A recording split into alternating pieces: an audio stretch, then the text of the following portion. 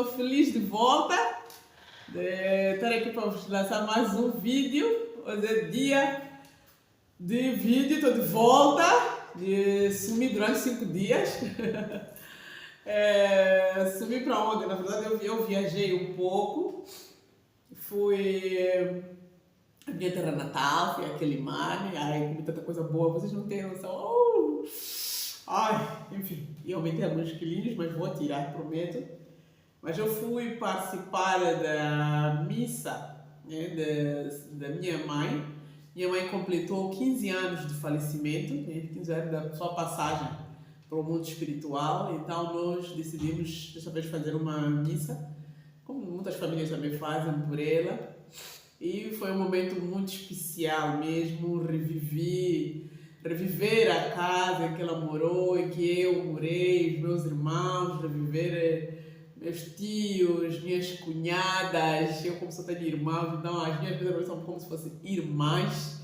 Elas estiveram lá, convivemos muito bem, foi uma coisa muito especial. Enfim, um grande rala para todas vocês aí. Eu sei que algumas assistem o meu canal.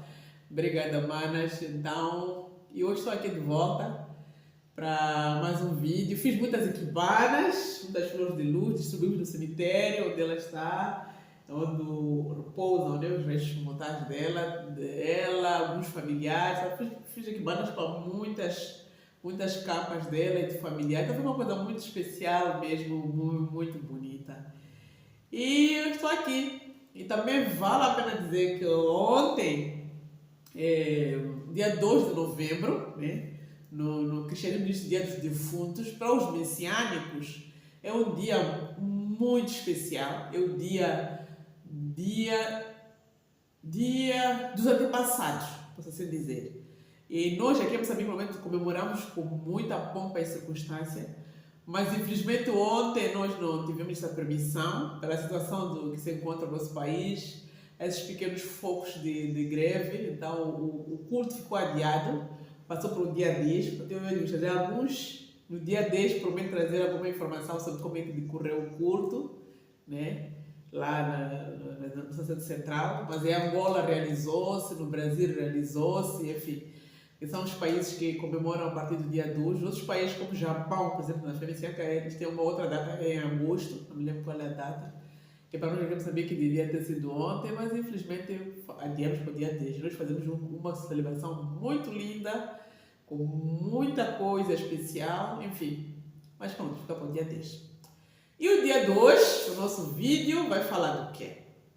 O tema é, mas como sempre, peço o vosso like, compartilhe e deixe os vossos comentários. O tema hoje é, está errado dizer que os honestos saem perdendo.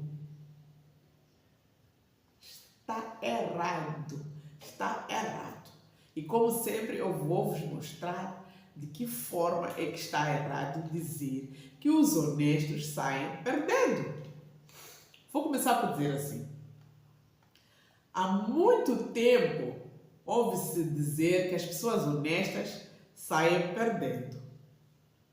Refletindo profundamente, acredito que essas palavras influenciam até, na verdade, negativamente as pessoas no geral. Infelizmente, porque são palavras que as crianças começam a ouvir desde pequeninas e elas já começam a moldar-se no entendimento de que não posso ser honesto, senão eu nunca vou ter nada na vida. Se não, vejamos. Quando observamos atentamente a sociedade, notamos que existem duas maneiras de ver as coisas, que são a curto e a longo prazo. Em geral, as pessoas tendem a julgar o bem e o mal baseados nestes resultados de curto e de longo prazo. Por exemplo, ao verem um sucesso momentâneo, né, obtido por pessoas desonestas, enganam o próximo ou vendem enganam o próximo ou vendem a famosa gato por lebre. As pessoas ficam iludidas e definem que os honestos saem perdendo. Toda maneira, é preciso que tais coisas sejam vistas a um prazo um pouco mais longo.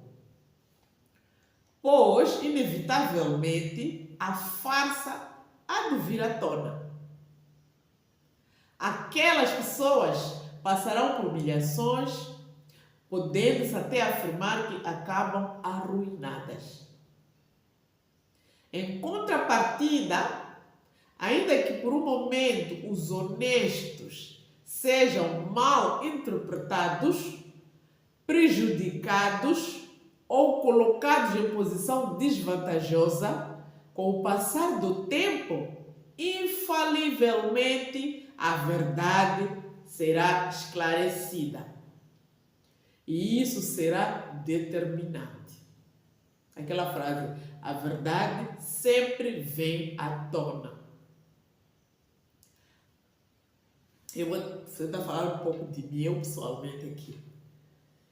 Eu várias vezes, desde a minha infância, enfim, pela minha maneira de ser, a educação que eu tive, já tive aqui um vídeo, eu vou falar de um pouco de como é que foi a minha educação, quando eu falei do amor próprio, a falta de amor próprio que eu tive, construído durante muito tempo da vida, eu não me apercebi. Agora é que eu procuro, aos poucos, trazer comigo o amor próprio.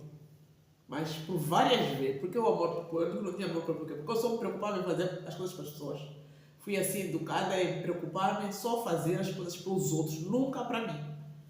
Então, várias vezes eu ouvi pessoas me dizerem: uma menina honesta assim como você nunca vai alcançar nada na vida. Nunca vai ter sucesso. As pessoas diziam: se você não mudar essa sua maneira de ser, dificilmente vai ser bem sucedida na vida. Achando que eram palavras sensatas, eu pessoalmente, em algum momento eu empenhei-me, até para mentir, durante algum tempo, para fazer parte do mundo das pessoas, as pessoas normais, porque de alguma forma eu me sentia uma pessoa anormal. Mas infelizmente também não me sentia bem, por mais que eu procurasse mentir, viver situações mentirosas, situações falsas, falsificadas, eu não me sentia bem. Aquilo trazia-me muito peso de consciência, muito remorso. Era tomada por uma angústia insuportável, minha vida ficava sombria e acabava tendo dias infelizes, simplesmente porque não é meu caráter. Eu abandonei quando eu comecei a trabalhar, como funcionário do Estado, trabalho no aparelho do Estado, comecei a administração estatal em função pública e, de certa maneira, pela minha área de trabalho e a minha profissão, decidi abrir uma empresa, mas sempre com algum receio por causa do conflito de interesse. Por eu ser arquiteta, abri uma empresa de consultoria para a área de construção civil, consultoria, elaboração de projetos, fiscalização de obras, etc. Mais por aí. Então, sentia-me um pouco mal. E eu começava a concorrer sem como é que se diz? Sem os ditos lobbies. Eu concorro uma obra, concorro duas, concorro três, nunca ganhei. Mas então eu passei em grandes processos, né, de jurado, de consultorias, mesmo de empreitadas, nos diversos municípios ao longo do país. Eu fiz parte de muitos projetos nos municípios, fui ponto focal do lado do governo para muitos projetos, muitos investimentos dos governos financeiros, parceiros de cooperação, sobretudo a Alemanha, KfW, Suíça, Suécia, Holanda, que é o Danida, agora somos um grupo parceiro de cooperação, Banco Mundial, enfim, muitos outros parceiros de cooperação. Eu sempre trabalhei e, de alguma forma, com alguma posição, né, sobre a intervenção desses investimentos que estão sendo feitos nos municípios. Por outro lado, tinha a minha empresa. E eu, como trabalhava no anonimato, simplesmente eu não ganhei nenhuma obra. Vocês acreditam? Imagina se eu fosse aquelas pessoas normais. Imaginam, né? Pronto. E aí acabei abandonando a empresa, porque me disseram que para ganhar obra, aliás, acabei também aprendendo com a experiência que não era possível ganhar obra sem 10%.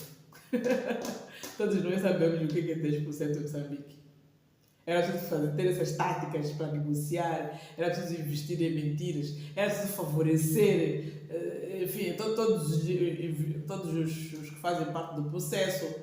E eu vi que eu não ia conseguir sustentar isso. Todavia, eu não conseguia sair bem e acabei, como eu disse, dizendo, desisti, fechei a empresa e fiquei na minha. Perdão.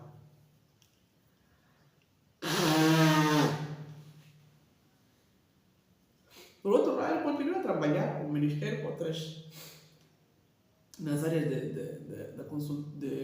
das autarquias locais e fui fazendo. Fiquei lá e fui fazendo sempre trabalhos pequenos, mas graças a Deus, mesmo para a questão da honestidade, Deus nunca me deixou sem nenhum projeto. Eu sempre tive um projetinho aqui, de um amigo, de um primo, um conhecido ali, um não sei o quê. Então sempre tive algo a fazer que acrescia aquela minha renda, né, a renda normal do meu trabalho. Para dizer que nunca fiquei assim completamente parada, sem nada.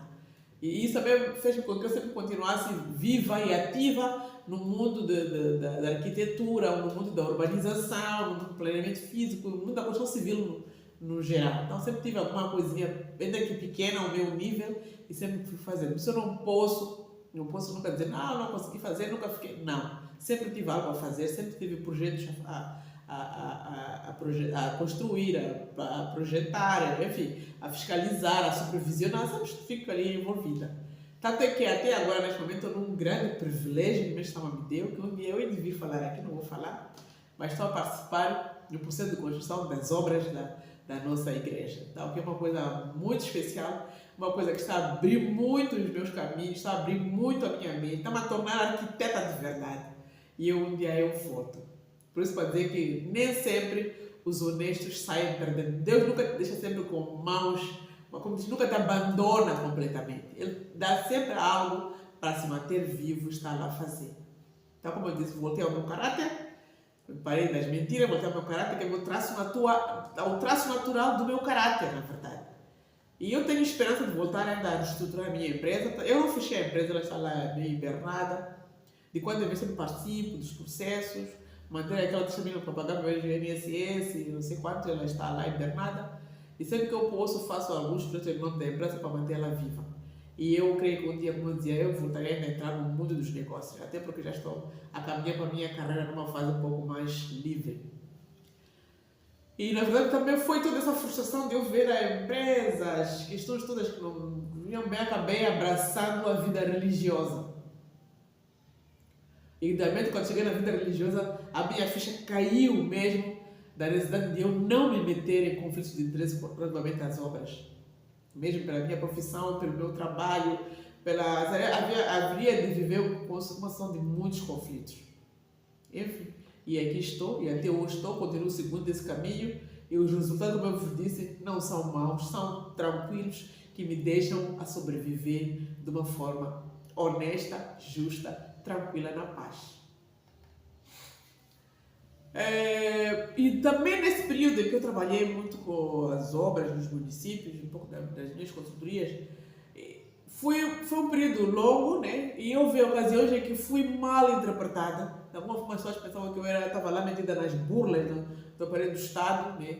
Nas obras, fui criticada, de alguma forma fui até denunciada. Enfim, já parei uns assuntos um pouco constrangedores, mas, como sempre, eu pautei pela justiça. Quando chegavam essas provas, nunca se encontrava nada, eu estava sempre tranquila, limpa, e enfim, mas ponto, não deixaram de ser caminhos tortuosos e espinhosos, né? Mas nunca deixei de ter aquela minha confiança das pessoas, o que ainda atribuo com toda a convicção a minha honestidade com relação à parte do trabalho. Então, parece que os homens contemporâneos, voltando já ao tema, possuem uma visão a curto prazo e uma tendência a se deixar encantar pelos resultados momentâneos. Eu realmente, se tivesse aquela ganância dos resultados momentâneos, esta hora estava muita coisa na vida, mas não sei se eu estaria aqui hoje falando para vocês tão feliz assim como eu tenho estado a estar. Eu estaria muito embrulhada com muitos processos, com muita tensão, com muito estresse, com muito mal-estar, enfim. Mas hoje eu digo que estou aqui tranquila, durmo tranquila, acordo tranquila, não me meti em assuntos de conflito de interesse com ninguém e para ninguém. Nem menos, muito menos para mim.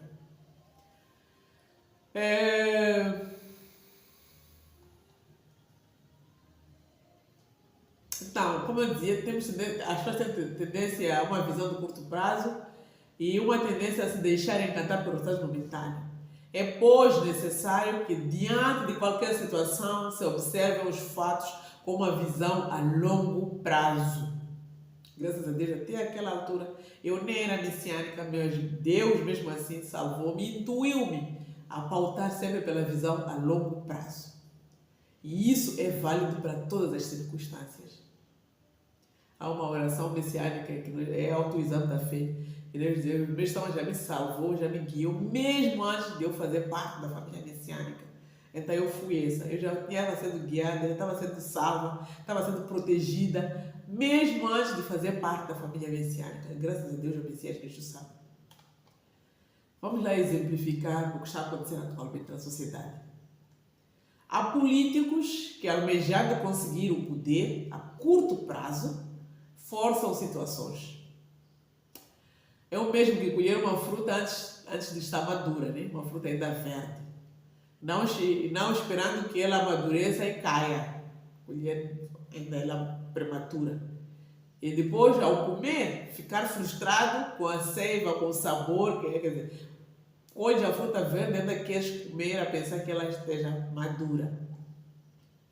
Há um ditado que diz assim: os políticos de grande envergadura pensam em termos de 100 anos.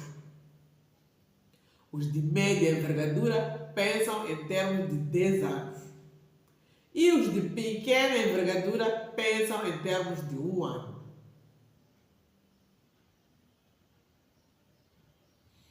É exatamente assim. E infelizmente, hoje em dia, nós podemos concluir que parece que o número de políticos de pequena envergadura é a maioria. Infelizmente. A mesma lógica aplicamos ao cultivo da agricultura livre de adubos, que é uma agricultura que é usada pelos membros da Igreja Messiânica, que nos foi ensinada pelo Messias Meixo Sama. É uma das colunas de salvação, na verdade, da nossa fé, da nossa religião. Né? O outro nome diz que é agricultura natural messiânica, que preconiza porque já vemos que a agricultura praticada até hoje apresenta temporariamente bons resultados, com o uso de adubos sintéticos e esterco de animais, galinhas, bois, por aí, mas estes matam a terra.